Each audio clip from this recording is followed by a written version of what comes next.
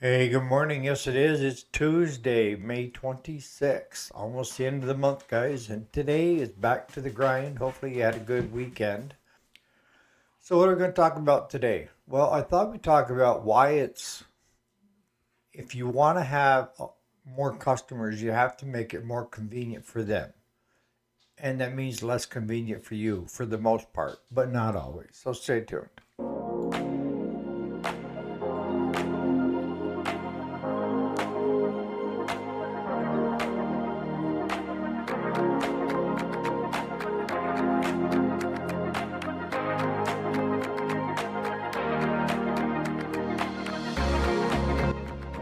Alrighty, welcome back to the channel. My name is Eric, if you didn't already know it. Yes, this is the weekday, Monday through Friday. Today is Tuesday, the 26th of May of 2026. So, what are we talking about when I say make it more convenient for the customer? A lot of times, everybody is so busy, okay? And when you start a family and you're trying to check all the boxes, a lot of times it becomes very difficult to try to get things accomplished, right? So, what I do here at the shop is I offer a convenient pickup and drop off. Not everybody can afford to do that because now you've got a vehicle, you've got a trailer, and you've got time away from the shop to get it. And I wouldn't encourage it unless you don't have enough work coming in otherwise. And you need to make it at least worthwhile. And what do I mean by worthwhile? You need to at least cover your time and your gas. If you're not doing that, you're actually going backwards. Yes, we all want to give our customers breaks, and I give mine a lot. But I do need to keep track of how much fuel I'm burning on a weekly basis, which is usually two tanks, and it's 26-gallon tank. And at the cost of fuel today, it's crazy. So I'm more thinking about having that truck drive less. So I'm not doing these, you know, oh, I need a box of macaroni from the store and driving all the way for one box of macaroni. It ain't happening. I'm making the list of what I need, and then I'll go that one time and get everything versus a hit or miss. But there's other ways to make it more convenient for your customer, and that is after hours and on weekends. And it's hard for some of you guys that are closer towards the city where you have to keep things locked up. Here in the North Country, I have cameras at the shop, inside and out. And I don't know. I mean, we've been blessed that we don't have that issue. I have customers that are dropping it off when it's convenient for them. If I know when they're coming, a lot of times I'll run down to the shop and help them unload. And like yesterday, I had, even though it was Memorial Day, it was more convenient for a few of my customers to show up because they had the day off than any other time. So at around 8:30, I had the one guy come pick up his chainsaw, and then around 9 o'clock, I had a guy show up with the generator that we had used the skid steer. It was huge to get it off the back of his truck. Like in that case, you're kind of SOL, right? Unless you're there, because there's no way that one person could have unloaded that generator. It's on wheels, and the guy, he's a corporate account, so he can back into their shop that they have, and they've got overhead cranes, and they can just set it right in the back of the truck.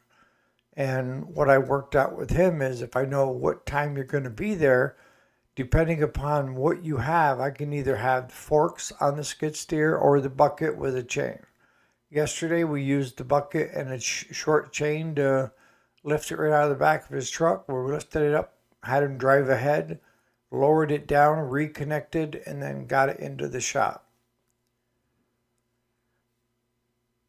I also had somebody else, a regular customer, call and say he was having problems with his Ford 600 and could he drop it off? And I said, yeah, I'm here right now if you want to come. And that was Thursday. And he said, I probably won't be able to get there much before Saturday.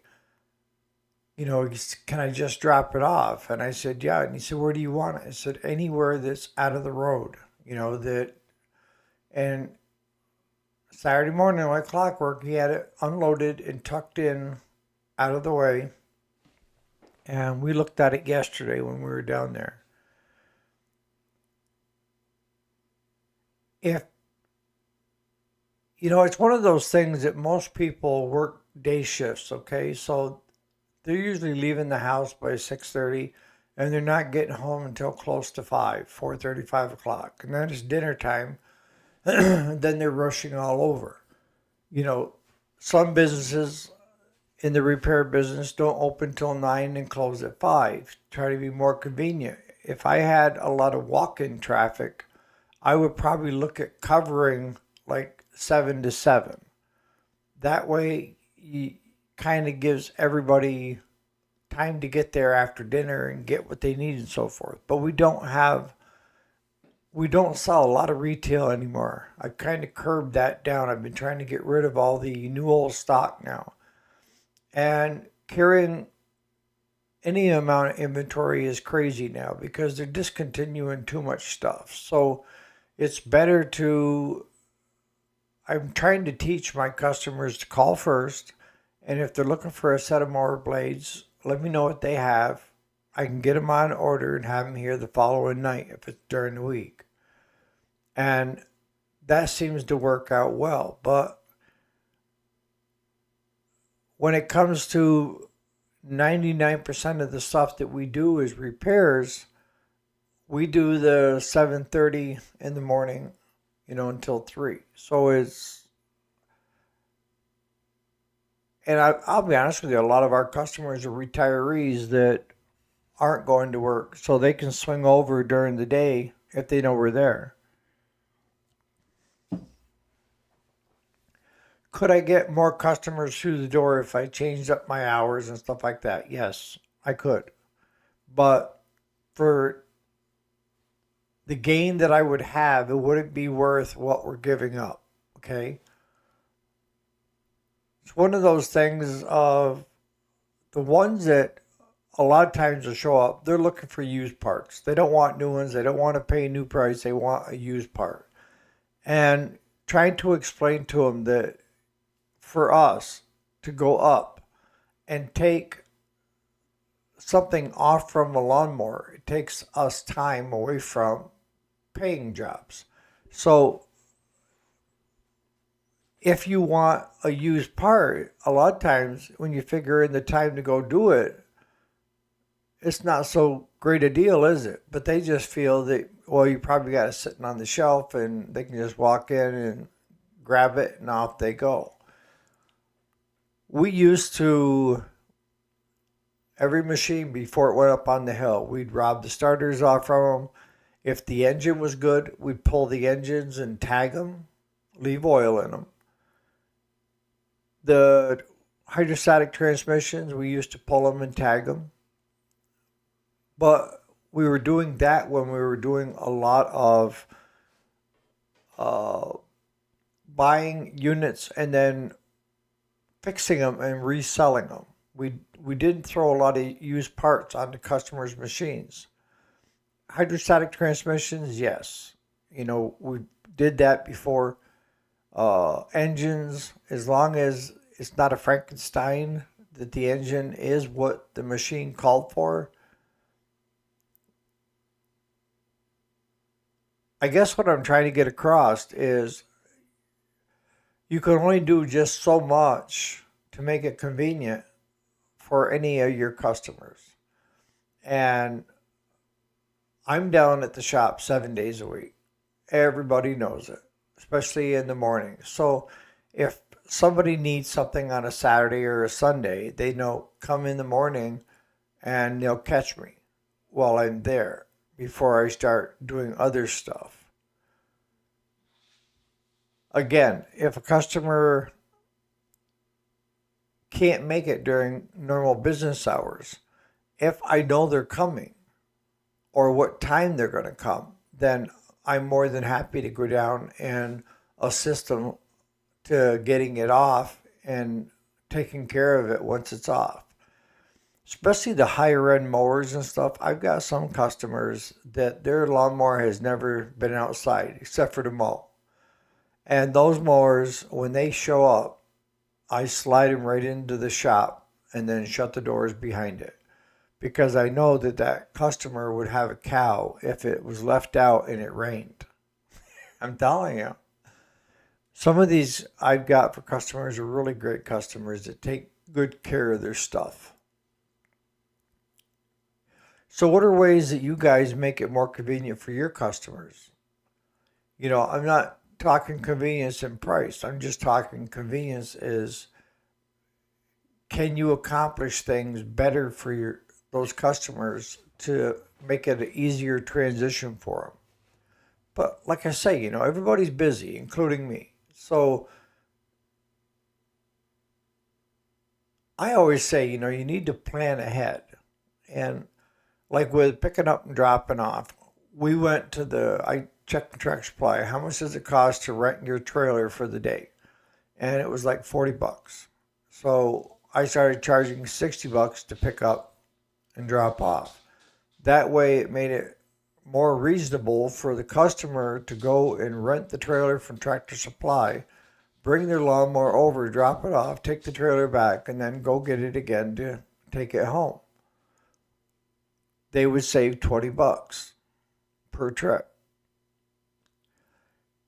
What I really like doing is doing a roundabout, and that is lining customers up in one area so that I can take my tandem axle and I can put, it's an 18 footer, I can put probably 7, 8 mowers, riding lawnmowers on that at a time, sideways. And that's where you start making money on pickup and drop-offs. Plus, it brings in a boatload of work to the shop. But that's not always feasible. I was telling Claudia, so what I need to do is pick up a 4-cylinder Ranger and just have it hooked to the small trailer for those quick jobs where it's getting good fuel efficiency versus the 2024 Dodge 2500 series that I'm running right now, or my '08 F350 dually. Both of them like their fuel. So what are other ways that you can make it more convenient for your customer? Another way of making it more convenient for your customer is payment options. Can they pay you with PayPal? Can they pay you with Vino? Can they pay you over the phone with a credit card? Can you take a credit card at your shop? Will you take a check? Cash is always king, right? But if you give all those options, then the customer can pick what's more comfortable for them. And I've had 2 PayPal accounts for a gazillion years, all right? Back when PayPal got started. That was Elon Musk, by the way, I think. I set up an account just so that with buying and selling through eBay, I could have the money deposited into my PayPal account, and then from there I would direct deposit it into the checking account, business checking. But I've got 5 or 6 so far this year that have paid me through PayPal. I've had 2 pay me through Vino. Most people use credit cards, and I do have the ability to take credit cards. Credit cards come with a cost, 3 to 5% processing. And I'm looking at other options right now. Even PayPal will accept all forms of, right down to American Express. That's one card that I will not take, no matter what, because they're crazy on the fees to the business. But PayPal's got one where you can sign up with them and you can get the swipe. There's so many different credit card processing things out there now where you can get it on like an iPad and set it up with the card reader on it and everything. You know, Apple Pay, I don't have that, but that's another option that you could have. You know, the more convenient you make it for your customer to accomplish things, the more likely you're going to see that machine every year. And if you're reasonable with them and they're happy with the price, you will see them every year. And it's because you've went out of your way to make their life easier, right? So I'm going to start wrapping it up. What are you guys doing to make it more convenient for your customer? Do you have after hour drop offs where people can drop stuff off? The only thing I have on the thing is if you're going to drop it off, let me know you're going to drop it off so I know I can tag that machine. Or drop it off and leave a message on the answer machine at the shop saying, "This is my mower, I dropped it off. What do you think? Yada, yada, yada. Here's my phone number." That's how we do it. So, on that note, you guys have a great Tuesday.